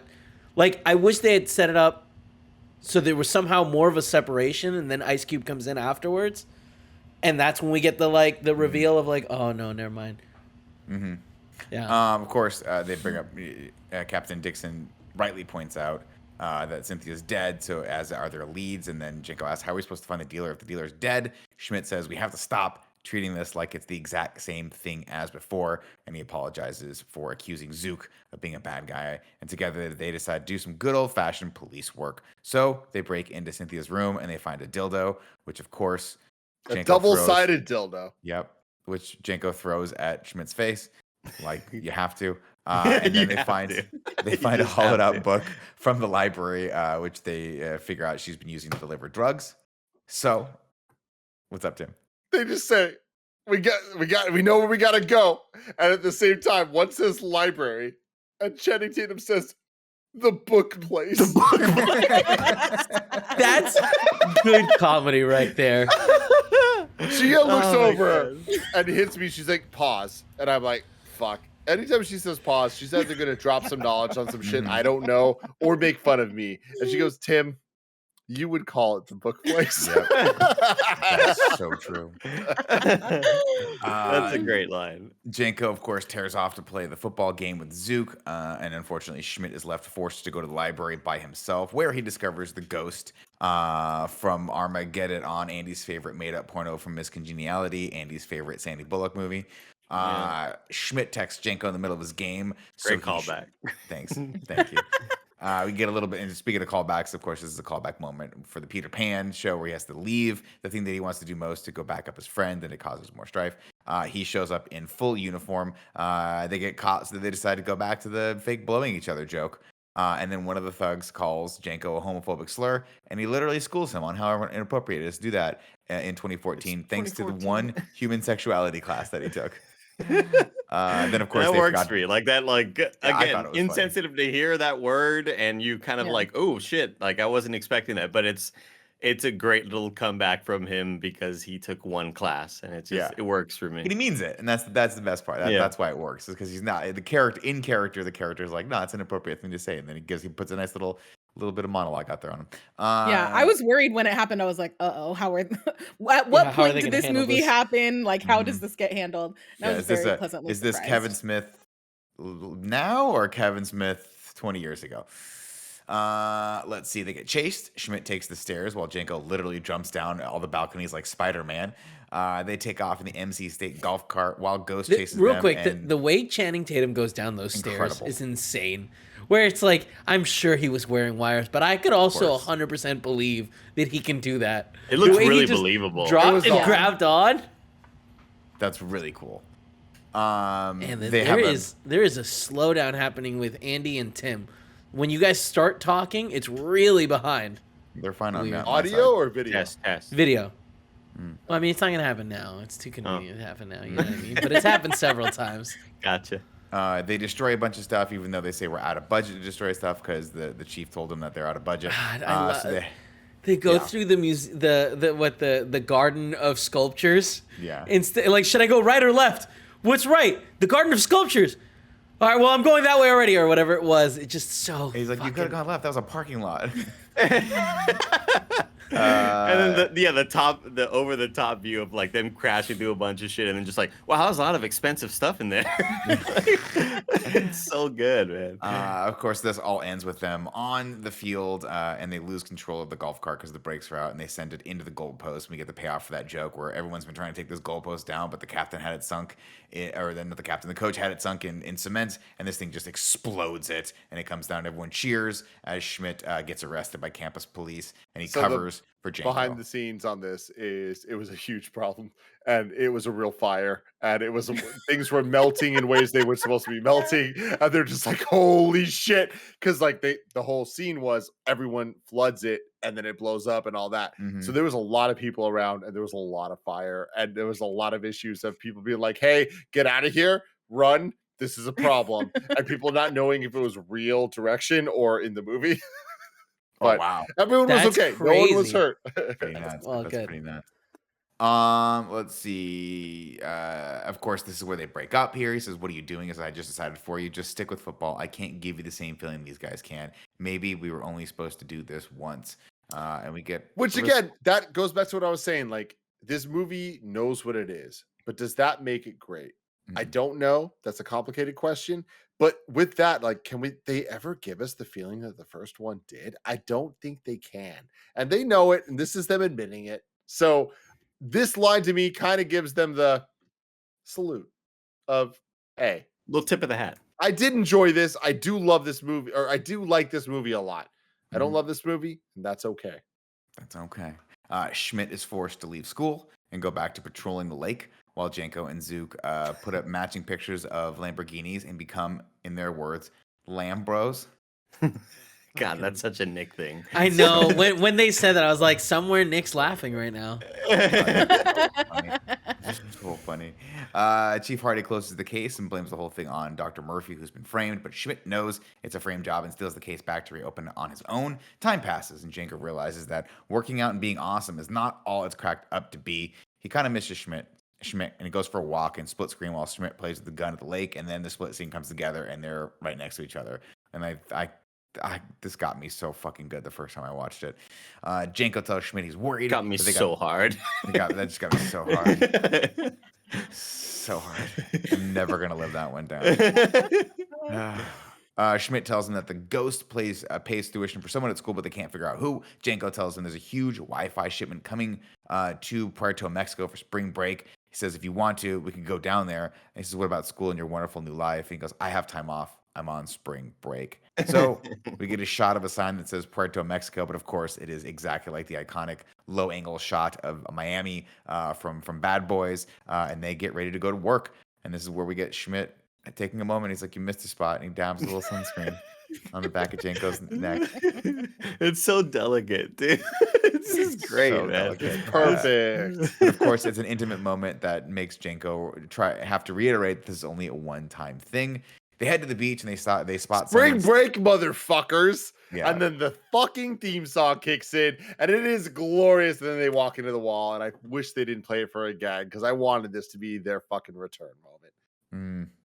They head to the beach and spot a dealer who's dealing a ton of Wi-Fi, and it's revealed it is in fact Mercedes, Jillian Bell. They follow her to a bar where Maya and everyone else is partying. And we get that great laugh. It's like, people are actually eating in here. It's so sweaty. So sweaty. Upstairs, Mercedes gives a presentation to the ghost on how she's going to spread Wi-Fi and make it go viral. And he says, "Why don't you just sell those old school drugs like cocaine and heroin?" And she goes, "Are you kidding me, Dad? That's what they did on Golden Girls. Blanche did heroin, and then Channing Old Tatum drugs. Old drugs. Blanche never did heroin. Channing Tatum under his breath goes, "Blanche never did heroin." He sounds so like protective of them, and I love it. That's perfect. Janko and Schmidt barge in on the deal to arrest everyone, but Mercedes already knew they were cops, so they had guys prepared for them. And they get into an argument about who should have brought the tracker, yada, yada, yada. It's all a red herring. Schmidt really brought the tracker, and they said that. He goes, "That's improv, bitch," which I think is a callback to the improv scene. Captain But I love them Dickerson- being like, that seems like a real argument. Because it really did feel like a real argument. Like, I believe true. in these guys as fucking best friends so much that I just hope, I don't know the truth. And honestly, if the truth's not positive, no one tell me. Perfect. I just want Channing Tatum and Jonah Hill to be best friends in real life. I mean, And they haven't done anything since, though, and that's the thing I that worries me because I know. had the Yeah, same. they thought. definitely hate But each what other, has Channing guys. Tatum done recently? Did you see the whole article that came out this week about how he took like a big acting break because he didn't get Gambit and how like it hurt him in his soul? Whoa. That probably saved his career. He wouldn't have been good for Gambit. Like he Yeah. should know This that. is a conversation he has to for another show. understand that. Or He's a never. comedic actor. So- He's a so- comedic actor. Do you know, Tim, that like Leo DiCaprio and Jonah Hill have like this really great, strong friendship, Yeah. and like I want that for Channing Tatum Yeah. as well. It's not And there, I'm dude. really It's not jealous there. at like because there's always like really, really funny clips of Leo DiCaprio surprising Jonah Hill in public and him not knowing that it's DiCaprio walking up to him and he like freaks him out. And he's like, "Oh shit, like what's up, man?" And they're just like really, really good friends. And first off, I love that dynamic. I love that DiCaprio has someone like that in his life that he could kind of like He just needs fuck it. around with and have a little like brother to fuck around with. But the idea that Channing Tatum doesn't have that with Jonah Hill really makes me sad, Tim, because I was right there with you. I thought No, the he same must. He must. I want to believe. I still believe. Don't tell Yeah. me otherwise. Let's go. Captain Dixon enters with some fun lines, and then we get a little cameo from Rai Rai who says, "We shoot dicks off here at Jump Street." And then the nerds show up and they go, "We're here as well." Funny delivery. Mercedes kidnaps Captain Dickerson instead of Maya. A little role reversal there. Then Janko and Schmidt follow, but she gets away in a car. He goes, "How are we supposed to catch them?" Then they spot a Lambo, and he goes, "Oh, a Lambo."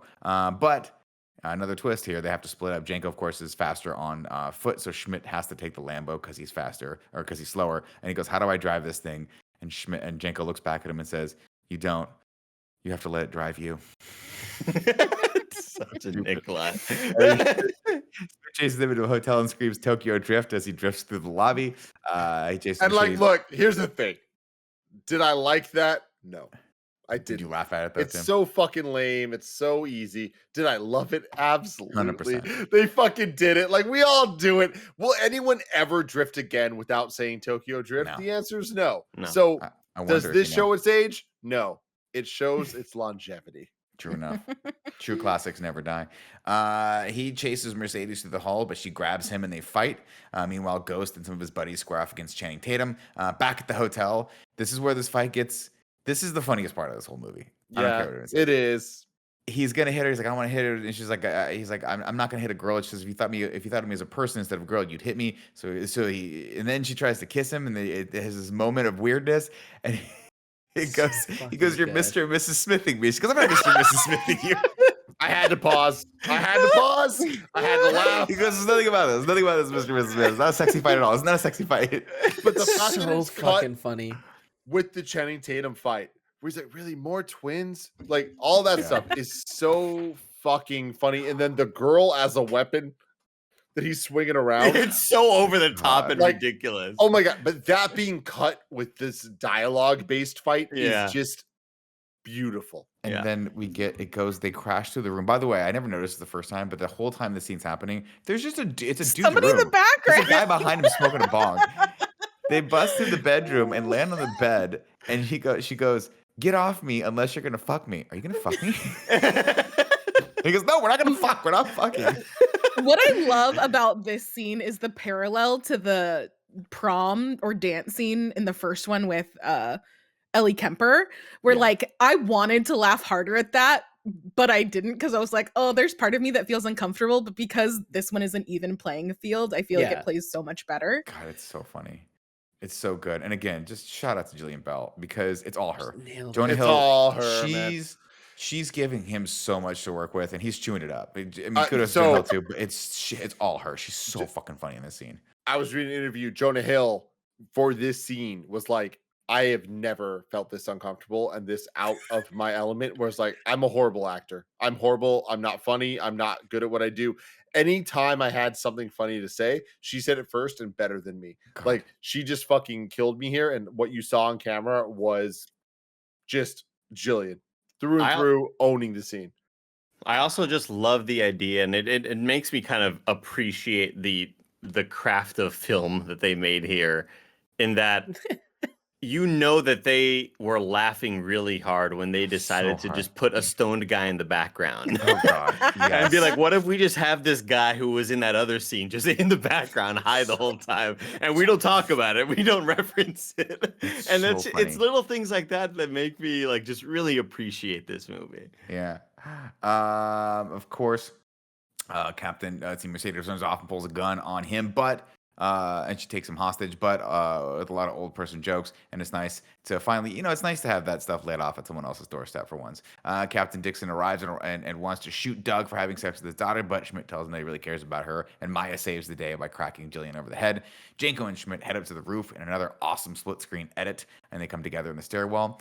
They head up, and Schmidt tries to take a bullet for Janko, but misses, so the bullet hits Janko instead in the arm, and he goes, "I tried to take a bullet for you, man," and he goes, yeah, but you did. He goes, yeah, but it's the thought that counts, right? He goes, no, it's not the thought that counts. It's taking the fucking bullet. And it's true. It's true. Schmidt decides to cover him while he runs a route on Wolverine, but it's too late. The helicopter has already taken off, so Janko decides to jump for it and hangs off a little landing strippy thingy, even though he has one arm. Schmidt can't literally leave him hanging, so he replays all the times he physically failed Janko in the past and jumps for it himself. Great little montage right there. moment. I love shit like that in movies. Janko slips and Schmidt grabs him while everyone down on the beach cheers them on. And he says, Schmidt says, I just realized something, or Janko says, I just realized something. You don't hold me down, man. You lift me up. And he goes literally and figuratively. Janko reaches, of course, we get the bit. But that's a good analog to the whole covalent bonds thing of like, yeah. Right. like right. here it's Channing Tatum who's like, no, obviously that's what I'm talking about. Like I'm not. Right. You're on it. You don't have to point that out. Sort of thing. Yeah. Of course, then we get the grenade bit here where Janko reaches into Schmidt's shorts and he's like, you have to reach under my shorts and grab the grenade. And he's like, why is it so hard? No, keep grabbing. He's like, what? He says, no, that's my dick. Oh, sorry. No, that's still my dick. Oh, damn. Okay. Why is it so hard? I'm so excited. I'm so excited. It's And then exhilarating. He takes the grenade out and pulls the pin with his mouth and goes, oh, I got it in my mouth. It's brilliant. Like, it's so fucking funny. It's so gross. Then he throws the grenade into the chopper, and as he does so, Schmidt tells him to say something cool. So he says something cool and throws it in. I think that could have been a funnier line. Yeah, me and then too. And they kept doubling down on They it. did. No, but like I don't know. I feel like it very much fits the character though. Like Channing Tatum would Janko would take that, take that as, oh, say something cool, and then later they have the the moment where he's like, What'd you say? Something cool, and it's like, all right, that was enough for both of them, Yeah. We also didn't point out the incredible line of dialogue, the little one-off, the asides that we said there weren't enough of. But this is way earlier in the movie during the first classroom scene where they call on Janko and he goes, covalent bonds. I laughed. That got me really good. It's funny though, because you're like, these movies were in fact released 2 years apart. Did anyone remember the covalent bond thing from the first one? I don't know. I guess maybe if you watched it right before you came in. Schmidt, of course, when they hit the shore, Schmidt apologizes for clenching Janko's flower in his fist. But Janko's like, I didn't like swinging myself. He said, you need friction to create fire. And then Zook agrees that Janko's the one he should be with. After the party ends, of course, Janko and Schmidt have one last moment where he says, "We're getting too old for this shit." And then Schmidt says, "We actually started too old for this shit." Then Schmidt tells them that they can even out the arm thing if Janko wants to shoot him, which of course then results in Janko, the Ricochet, just shooting him again. Then So Dixon good. comes in and gives them their next 40 assignments. And it's around 29 Jump Street. They change him out for Seth Rogen, and it's fucking hilarious. good. Wait, what hold contract on. dispute? What contract dispute? Yeah. Incredible. First off, Incredible. I wish you could unfuck my daughter is one of the funniest lines in the movie. Like that was great. But yeah, leading into this and the fact that it goes on so long for so many, they did 22 different movie sequels. Like that's brilliant. And the toy It's line awesome. and The the toy line, recastings and the Andy- surprise cameos, like it was Yeah. the 21 Jump Street cameos from the From original Richard series. Grieco. Yeah, Like, we got that. We get a fun dance where like they're going to dance academy, and Jonah Hill of both people goes, "Yes, finally something I'm amazing at." Of course, this is a little slight toward Channing Tatum being a great dancer. And the action figures, Andy, take it out of your pocket. Because Pocket number two. Pocket number two. each of them have their own lines. And the first one is get ready for being a lifetime of get ready to being a life of being a badass motherfucker. And the second one is it's inking in my mouth. And then the third one is don't fuck my daughter. And then the shooting the dicks one got me real good too. The commercial. Oh, and that, ladies and gentlemen, is 22 Jump Street. God, it ended so strong. Yeah. Such a strong ending, Very dude. hard, solid ending. Yeah, the Seth Rogen thing of like, shut the fuck up, they'll never notice. Like, Yeah. and he calling him the wrong name is great, and then coming back and be like, "Wow, I'm glad you're back." Wait, what do you mean? I didn't leave. What do you mean? What contract dispute? Yeah. Like all of that is just golden, dude. It's And it being so Seth good. Rogen. Oh, sorry, guys. Oh man, no, it's all, go for it, go for it. I didn't even know I had the volume up. 7 syllables in the middle. You'll need 5 for the first and last line. If you're not poetic, no need to fret. And haikus don't need to rhyme. Haiku in review. Haiku in review. You can go to patreon.com/kindoffunny to write your haiku in review form. Just I'm still like, pulling it up. oh yeah, My oh, bad. yeah. My bad. That's on me. Oh yeah. Let's see. Where are we? Here we are. Andrew Feisner writes in something cool haiku. Oh, what's it gonna say? Well, something cool. Yeah. And what is it? I told you it's something cool. They're out of high school. Great. Crushed Great it, job, Andrew Feisty. Feisner. Perfect. And then Great job, Feisty. Reckless Pull Up says, still so many laughs. Not as funny as the first. The next Jump Street when. And I'm right there with you. Men in Black, dude. It's not happening. They God, canceled It's kind of it. bad. It's It's done. kind of bad. It wouldn't have been Ah. great. I like them ending on this. Like it's like the little teases that we get of the story continuing. I'm happy with. So I honestly think that a Men in Black 21 Jump Street crossover could have been great. Men in Black, the new one was terrible. No, I know, Utterly but like, terrible. but I think the idea of okay, cool, they did reboots, they did sequels, now doing crossovers. I think that is just enough things for them to work with that it could have been perfect. Because no one really gives a fuck about Men in Black sequels. Come on, I used am I to. wrong? Yeah, Before well, Men in I mean, Black 2. No, Before come on. Johnny Two, Men in Black Knoxville 2 is ruined the good. series. two is I good. used to care about sequels before the sequel. Ragu, Bagu, let's go. Ragu. Do-do-do-do-do. Bagu. What's up, everybody? Welcome to Rad Guys Talk Bad Guys here for 21 Jump Street in review. The list as it stands right now is Mr. Walters and Dave Franco at number 1. Where do we want to put where do we want to put Jillian Bell and the Ghost? It's number 1 for me. It's tricky. Whoa, the really? Ghost. I feel like the Dang. Ghost really brings Brings it down. down. Yeah, brings it down a lot, and also the coach really brought it up. Shit, And you're Dave right. I kind of wasn't. forgot about Rob Riggle. Yeah, Rob and Riggle's Dave, so good in the first Yeah. Dave wasn't bad in the role either. Like he did a fine job too.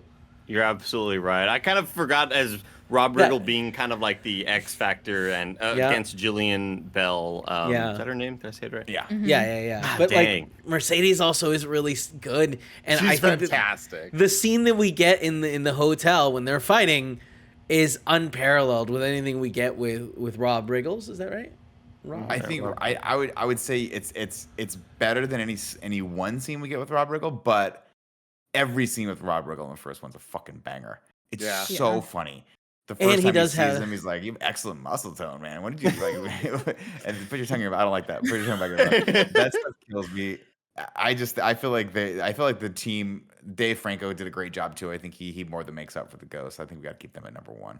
Yeah. Okay. All right. I agree. take back my statement, everybody. Public Yeah. apology for me. Well, there. I agree, also- but I think that we all stand with Jillian Bell as a fucking classic. Yeah, she's Yeah, so so she's good, great. yeah. She nailed it, and in this role, this might have been her greatest role, and I enjoy her overall. So She's great and everything. Yeah, about Joey- she's really good. Oh yeah, I agree. I think that Rob Riggle and Dave Franco were a much more cohesive villain duo because they were woven into the story a lot better. I feel like Jillian was kind of thrown. She wasn't like an integral part of the story where it felt like the turn was surprising. She just kind of popped in and out. And also the reveal of her, I just didn't like. Like I wanted that to be a big wow moment. I Mhm. don't want to Kinda see her telegraphed. kind of slowly walking down the street and go, oh, like I wanted it to be a moment of like, all right, we're waiting for the boss, and she enters the room, and you go, what the fuck? Like it was kind of weird the way they revealed yeah, her. yeah, totally. So there you go, Agreed. Nick. Hit it off. What do I The do? now? rankings Oh, of the Part ranking one and banger. two. Number one is oh, I'm sorry. The number one is sorry. I was like, wait, we're supposed to rank the movie now. Mr. Walters and Eric, who may or may not have gone to Berkeley. All right, number one. Number two for Ragu Bagu is Jillian Bell and the Ghost. That's what those are going to be. thank you. And now it's time to rank the movies. Currently, number one is 21 Jump Street. Does anyone think that this movie beats the first one? No. No. Yeah. I mean, it's hard to. It's hard to top. It's so hard. Still a great movie. It was I do fun. think it's very funny. It's worth watching, but it is nowhere near the first one. I'd say, to me, in terms of comedies, number one is a 10 out of 10. This is an 8 out of 10. Like, I want this to be what 8 out of 10 actually means for things, because I feel like we throw out 8s a lot. And like, this is very funny. It just I'd doesn't give it quite- like a 7.5. I give it a 7.5. Yeah. You know what? I'm with you, Andy. Yeah. 7.5 it is. This is what I want a 7.5 to be. Okay, But like I said, Planet of the Apes starting next week. We're doing the 3 movies leading into the Batman. Going to be a great time. Until next time, I love you all. Goodbye.